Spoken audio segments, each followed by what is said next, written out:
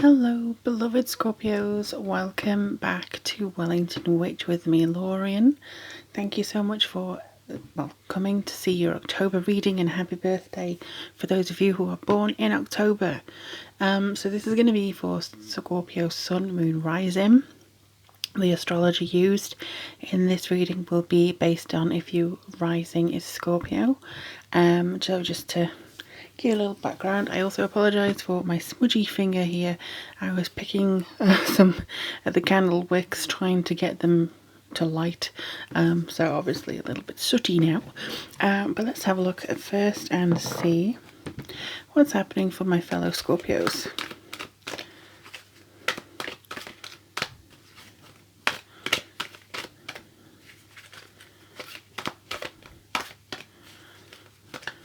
Alright. Oops. Sorry if I jolted the camera a little bit there. Immediately, I'm getting a feeling you're getting back to your roots.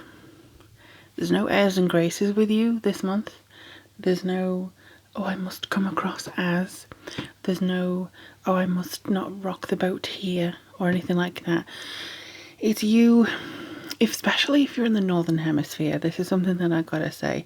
As the nights grow darker, you are going to get more into your power, and especially if you are born in the month of October or November, where their veil has been thinned and stuff, you're probably going to feel more into your power anyway, because this is your solar return. And I feel like a lot of stuff that has been happening over the years, this year, sorry, this is going to be where you essentially expand. This is, you get more into your power, you get more into, thank the Lord, I can rejuvenate now, I can refresh myself and just shake off 2020. It's kind of like you go into a really lovely deep bath, wash 2020 off your clothes, off yourself, get out the other side and just go, right, now what do I have to do? It's almost like you go, right, bitches, now what it's something that's really, really powerful with you, which I'm really glad about. It feels like you're getting back to your roots. So all that to say, let me have a look at what your cards are. Accelerated motion. Okay, so you're drawing in something that maybe you've wanted to draw in for a while. It feels a lot like you are able to get more into your mind's eye here. You're more maybe picking up something. I see her watching this star. It's like you're looking for signs. You're looking for something. Maybe you're into astrology and you're looking for little ticks to say, yeah, this is the moment that you can do this. But mostly I feel this is a sign for you. This is you. This is 8 of Wands, by the way. So this is you having this change. This is you having something that is very quick, very movement. Very movement. That sounds like a meme to me. But there's something that just feels a bit like you're pushing forwards, you're actually seeing results, or you've had the faith that's got through competition. This is you having that faith, the perseverance to continue going, and now you're starting to see the signs that you're on the right track. That's what I'm feeling here for you guys.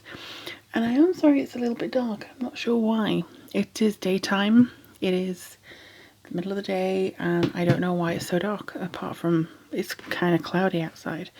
So throat chakra is communication, so it would be how you speak to others, which is very important because the Mercury goes retrograde in the middle of Libra, at the middle of the month.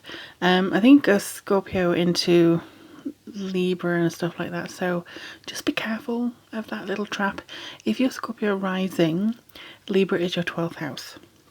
And 12th house is all to do with endings and healing, and it's not the best house to have this Mercury retrograde, but it's also to dealing with karma and, like the hidden things that you maybe never wanted to say, but now you're feeling the time is right to say it.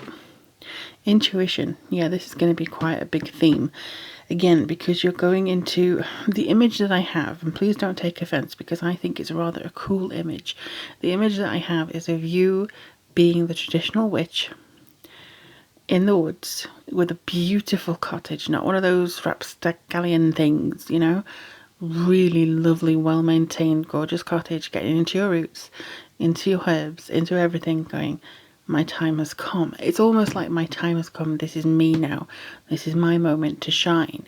And that's a real strong, purposeful thing. And I'm getting kind of tingles as I'm saying it. It's something that just feels like, yeah, I'm here, I'm arriving, this is me, my powers are turned. It's almost like, you know, the blood moon thing, and it may be to do with the moon. It may be because we're kind of bookended in October. We have the full moon on the 1st and the full moon on the 31st, which is incredibly rare. So the full moon on the 1st is in Aries, which will be sort of a time where you probably look at things from a different angle, slightly. It could also be that you're trying to look within, because Mercury is in retrograde. Sorry, Aries is in Mars is in retrograde. So Mars is an Aries planet. Sorry, I'm getting all my words mixed up. It's shadow already, and things are breaking all over the place with Mercury. So I do apologise. So with Aries, the full moon in Aries, and then you have Mars in retrograde, you could be feeling a little bit stuck in some respects. That's all I wanted to say. You could be going within yourself a little bit more. But if you, again, Scorpio rising, this would be your house of home, family, self-care, emotions, foundations. So this could be as well even to do with the mother or the women of your family. So this could be a time where you look at that aspect and say, where's my inner femininity? Where's my inner priestess? You know, how am I going to focus my energy, focus my channel of power? Because you are quite powerful, and I think sometimes people underestimate you. I think you're done with people underestimating you, honestly. There's something that is like you coming back in here, and this is very important for you to do. Okay, let me get another card. Ooh, light. So these have been coming up quite a few times. So do check your rising and your moon or sun, just to see if there's anything here that like shows itself to you. But the light is basically you looking at the sun. It's the enlightenment, the greatness, the vitality, the reassurance that yes, things are changing. It's freedom. The sun is freedom. The sun is life. The sun is nurturing. The sun always makes people feel happy. You know, as long as it may be cold as you like, if the sun is out, I will be happy. If it's dark and grey, I'm not happy. And I know some people are different, but for me, the sun and the light is just showing you that there is, you know, more happiness out there than sometimes we get to see. I just had to have a little bit of a tea break there. So let's have a look. Okay. Financial and material changes. I do think that you're going through a different time as to where you're applying yourself in order to get money. I think there will be changes as to where you're looking as to how to make your money. So for some of you who may have been between, let's do an example of a friend of mine. So she writes, she's a ghostwriter, but she also does tarot. Recently she's been focusing on ghostwriting, but she's becoming more back to tarot again. So it could be that you have two things, like, oh, I've always done this, but maybe there's another option for me. Maybe there's something else that I can focus on here, and maybe I am better served doing such and such. Maybe I'm better served communicating, looking into my power, seeing what only I can do. Maybe there's something that I'm missing that I can use my intuition for in order to generate the income. Maybe I could manifest that. Maybe I could look at something around my home that I can do at home that will boost my income, because that full moon in Aries at the beginning of the month. So at the end of the month, when we have the full moon in Taurus, this should be very much showing you a feeling of tenacity, I would say.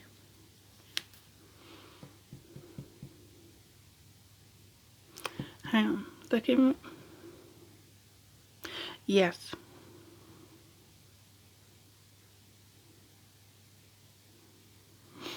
Bear with me, I'm just going to pause this. Okay, sorry, I'm back. It's not your 4th and your 5th house, it's your 6th and your 7th house. And some reason they were going miscommunication here. There's a miscommunication. So I had to go back. So the Aries full moon, sorry about this, is in your house of health, which is where you may be looking and, I'm feeling stuck a little bit. Maybe you change your routine with your health. And then the final full moon in Taurus, being in your 7th house, will actually be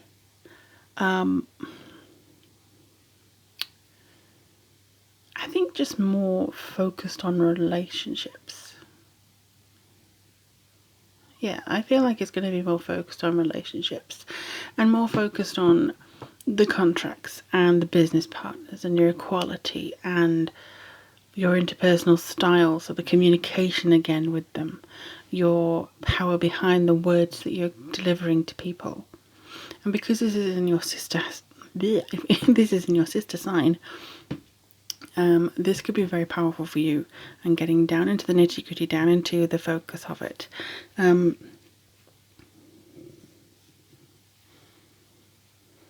a lot of activity for you. A lot of activity. There's a lot of activity. That's all I can say for you. There's a lot of messages that want to come through for you individually, that I don't have the time to do, or would not be able to put behind the energy behind that as it would be due. So I do think that there's something going on here in the ether that the universe wants to talk to you about. For some reason it feels like you're chosen to have communication this month. And again, it could be to do with the fact that you are coming into your power, the veil is thinning. There's some messages and changes that they want you to heed and then decide what to do with. So let's have a look and see what's coming up in your relationships of all kinds, not just romance. Okay, you don't want to go back in. So soulmate. Yes, this is your soulmate. So somebody that you're going to be talking to this month is very much on your side, very much part of your soul family.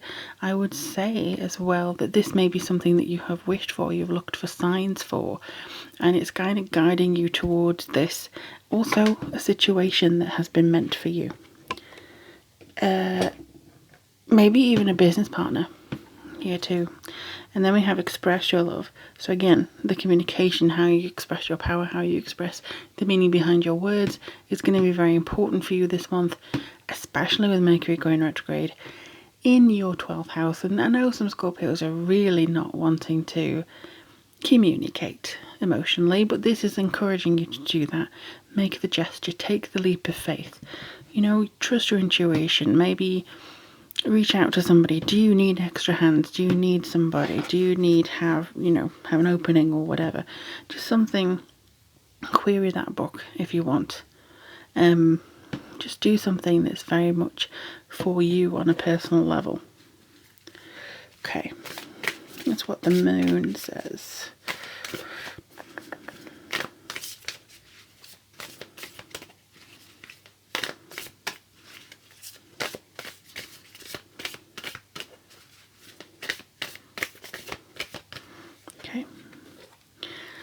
I was staring at this card while I was shuffling as well. It just feels like it's trusting something. It's trusting this calling within you to take you on the road that you need to be on. Okay, and the time to give rather than take, new moon in Virgo. So this is something that you've manifested since that new moon in Virgo last month. And for me, it was creating an altar.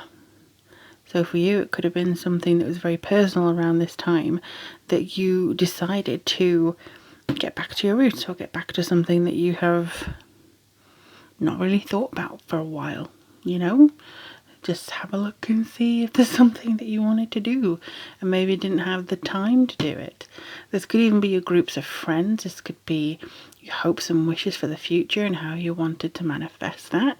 So there's something around that I think that is coming to fruition now, that you're actually starting to see the change. And it is a time to give rather than take, but it's also a time to give to yourself. I think that's a message that people often undervalue. Like, I know for me the phrase self-care has lost all meaning. It's used that much that it just self-care. What does that mean anymore?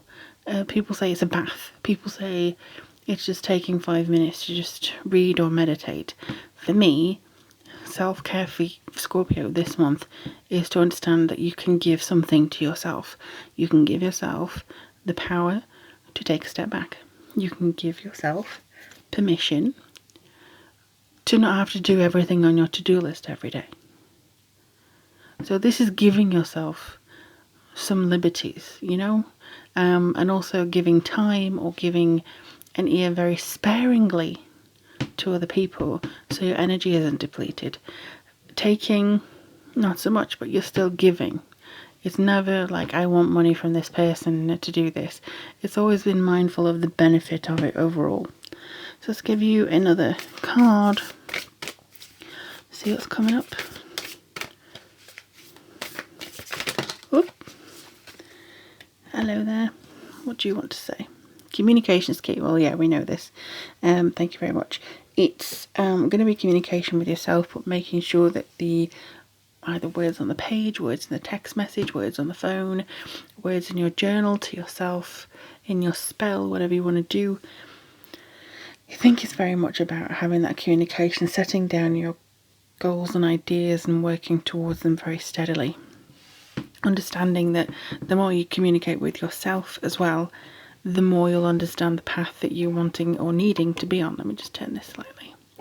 So I do think you're going to be changing the way that you make money because your power is asking you to do something that maybe you have not really focused on for a while. And I do think that you're going to meet or communicate with somebody who is very strongly connected to you, or somebody who is already in your life who's a soulmate is going to be instrumental in giving you kind of a signal or something. Just feels like it's serendipitous. All the weaving things are coming together, and I do feel it's now time. It's time to get serious. It's time to express yourself. It's time to just switch off whatever thing is in your brain that's telling you to do such and such and such and such and such. Just take it off. Give yourself a break. Don't keep taking this abuse from the universe. If you know that kind of thing. Like, come on. Just go, okay. I'm doing this for myself, though. I'm giving this to myself. And that's the way that you have to look at it, I think, for October. That was very wordy. I know that there's a lot of communication coming in, getting things wrong, miscommunication. That, I think, is why expressing yourself in October is very paramount to making the best of the situations that you're given and the opportunities that you're given. So let me know, Scorpio, down below how this month goes for you. And again, happy birthday to those of you who are born this month. I really look forward to hearing about what's going on. Take care of yourselves and each other, and I'll speak to you guys very, very soon.